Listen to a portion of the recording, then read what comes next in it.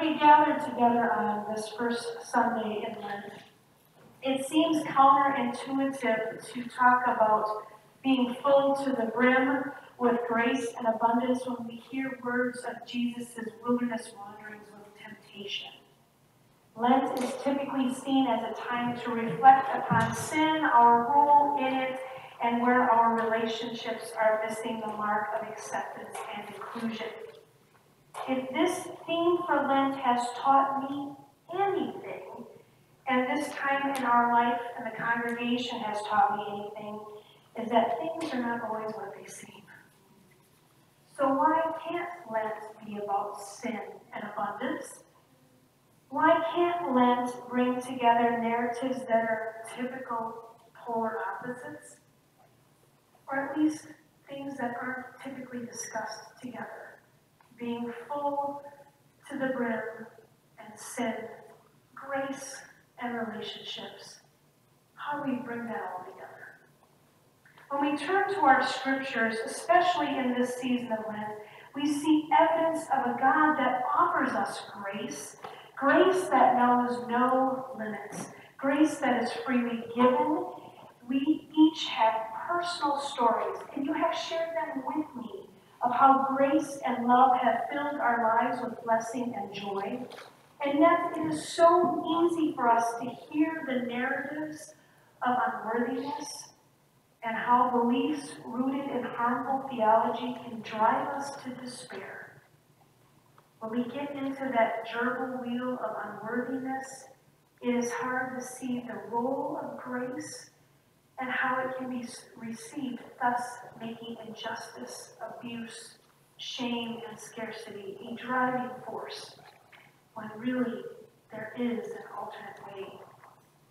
God's act of love through the resurrection is redemption. God's act of love through the resurrection is grace. And grace is God's authentic relationships working together for harmony and justice through the hands and feet of humanity, for we are created in the image of God. Christian ethics professor Mark Douglas wrote that, quote, "Resurrection is the deepest, most mysterious expression of God's grace. I simply can't make theological sense of the claim that any of us can do anything to prepare ourselves for the arrival of such grace on Easter Sunday. Easter is a shock of divine goodness that reveals not the evidence of our worth or the magnitude of our efforts, but God's astounding power, to which we can but whisper, thank you, not, okay, now I'm ready. Whatever work we do at learning to discipline our bodies and our lives, we can do in response to God's grace, not in preparation for it. But there again, this response, this disciplining isn't a seasonal exercise. It's a lifelong one. End quote. Resurrection, hope, and promise is mysterious at times. For all the faith that we can muster, sometimes it is hard to wrap our heads around God and God's expansive power and grace to raise Jesus from the tomb. As the writers of this theme from Sanctified Arts wrote, quote, "We can't prepare for the surprising grace of Easter, but perhaps during this season we can try to unearth the areas of unworthiness and scarcity in our lives. Perhaps we can practice receiving and extending grace. Perhaps we can strive for a life that is full of hope, full of courage, joy, honesty, and grace." Isn't that what the resurrection is really about anyway? End quote. As we journey with Jesus in the desert this week, our views of life are expanded. The tempter certainly presents a life filled with power, control, and reign, and yet Jesus sees beyond this facade and says, even in the midst of fasting, one does not live by bread alone. Excess is not abundance. It is not the more we are looking for. There is a richer and fuller life we are called to live. even in the midst of struggle, even in the midst of oppression, hardship, and grief, God's promises spill over like the bounty of the first fruits from the ground. Even in the desert, we are called to the table of plenty to be fed by grace. Reverend Larissa Kwong Abazia writes that, quote, Lent invites us into our own wilderness journey.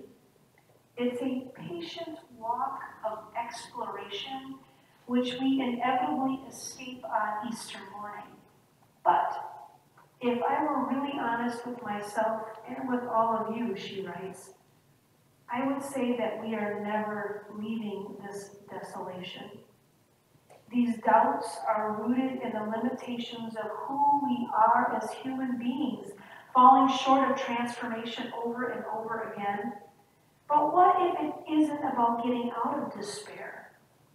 What if we are called to dwell in our doubts, our fears, anxieties, and brokenness?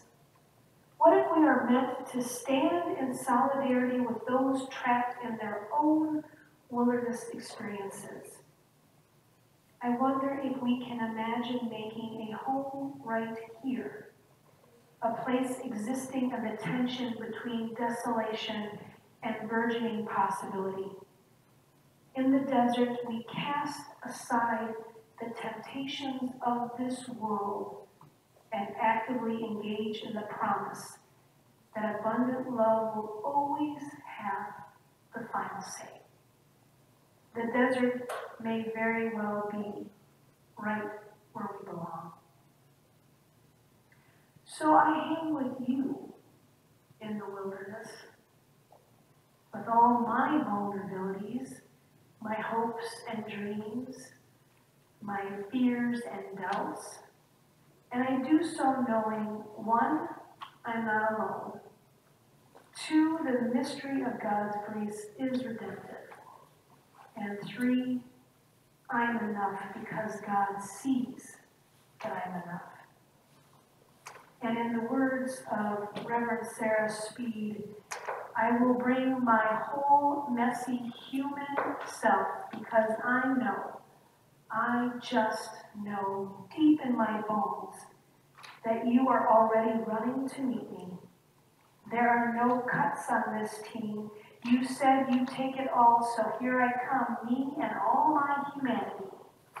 We are on my way, and I hope you will join me. Amen. Let us share responsibly in our affirmation of